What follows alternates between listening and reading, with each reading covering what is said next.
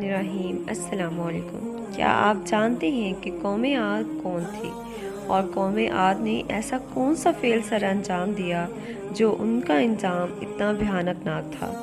ऐसी ही मालूमाती वीडियोस को देखने के लिए हमारे चैनल को सब्सक्राइब कीजिए और बेल आइकन के बटन को प्रेस कीजिए ताकि हमारी हर नई आने वाली वीडियो आप तक फौरी पहुंच सके। हज़रत नूह अलैहिस्सलाम को आदम सानी भी कहा जाता है क्योंकि हम सबका शजर नस्ब हज़रत नूह अलैहिस्सलाम से मिलता है। नूह अलैहिस्सलाम के 3 बेटे थे, साम, हाम और याफिस, और कुरान पाक में है कि हमने उनकी ज़ुर्रियत को बाकी रखा, यानी कि हज़रत नूह अलैहिस्सलाम की इन्हीं 3 बेटों की वजह से आगे पूरी नस्ल चली।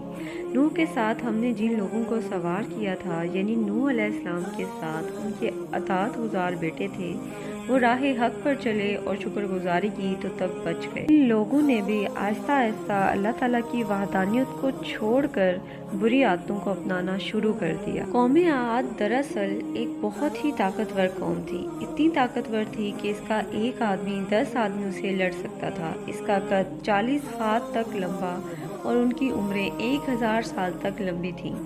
इन पर अल्लाह ताला का खास फजल था। यही वजह थी कि इन पर तरह तरह की नियमतें और इनाम किए गए। के पास सरसब्ज़ व शादाब वादियाँ, बहते चश्मे, ऊंचे ऊंचे महलात और सरसब्ज लहलहाते बागात थे। मगर इन तमाम नेमतों के बावजूद इस कौम ने ऐसा क्या फेल किया जो अल्लाह ताला के गज़ब और कहर को ललकारा, और अल्लाह तबारक व तआला ने इनको तबाह व बर्बाद करके क़यामत तक की आने वाली तमाम लोगों के लिए इबरत का निशान बना। कौम आद की तरफ अल्लाह ताला ने हज़रत हूद अलैहिस्सलाम को माबूस फरमाया। बहीरे अरब और बहीरे अहमर के दरमियान हज़रत हूद अलैहिस्सलाम को बहर ओमान, बहरीन और मगरिबी का वसी व अरीज़ इलाके के साथ एक सहरा है जिसे अहकाफ कहा जाता है। यही अहकाफ कौम आद का मस्कन है, लेकिन अब ये खौफनाक सहरा के अलावा कुछ नहीं। खुश्क रेत के बंदों वाला टेलों में अगर कोई चीज़ गिर जाए तो वो लम्हों में गर्क हो जाए। बेशक ये बेपान और खुश्क सहरा अल्लाह तबारक व तआला के अज़ाब की एक बहुत बड़ी निशानी है। जबकि हज़रत हूद अलैहिस्सलाम के ज़माने में ये इलाका नेमतों से भरा पड़ा था। यहाँ पर चश्मों, किलों और सरसब्ज़ व शादाब बागात की फरावानी थी। ये कौम 13 कबाइल पर मुश्तमिल थी। चूँकि उस ज़माने में शादियों पर पाबंदी ना थी तो ये लोग शादियाँ भी कसरत से करते और इन तादाद सब कौमों से ज़्यादा थी। ताकत का नशा सबसे बुरा नशा है जो इंसानों में गुरूर और तकब्बुर के साथ साथ नाउज़ बिल्लाह खुदा का डर और खौफ भी ख़त्म कर देता है, जिससे इस कौम में हर तरह के गुनाह और बदकारियाँ परवान चढ़ने लगी।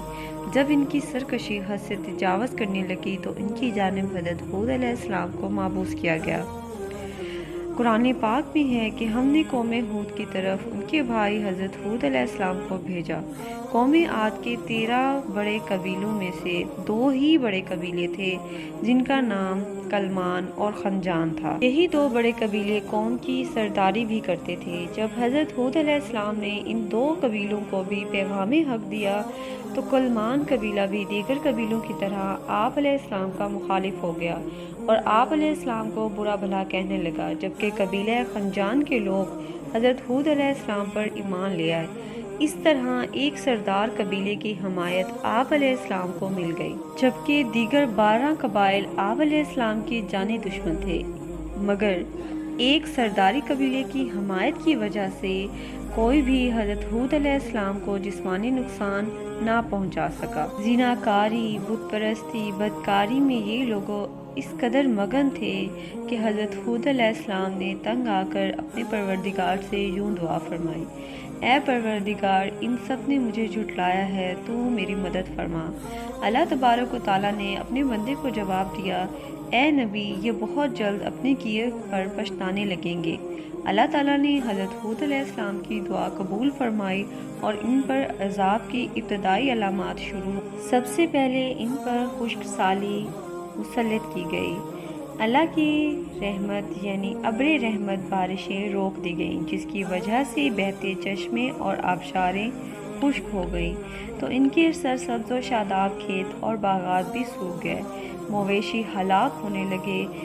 یہاں تک کہ لوگوں کو پینے تک کے پانی میسر نہ تھا۔ آج اور پھل بھی ناپید ہونے لگے۔ خوش سالی نے ان کی حالت بے حال کر دی اور یہ عذاب ان پر 3 سال تک جاری رہا۔ یہ سب دیکھ کر حضرت ہود علیہ السلام نے اپنی قوم کو دوبارہ راہ حق کی تبلیغ کی۔ آپ علیہ السلام نے اپنی قوم سے فرمایا، اے میری قوم، اللہ کی عبادت کرو، اللہ کے سوا کوئی معبود نہیں۔ اے میری قوم، میں تم سے اس تبلیغ کی کوئی اجرت نہیں مانگتا، میری اجرت اس ذات کے پاس ہے جس نے مجھے پیدا کیا۔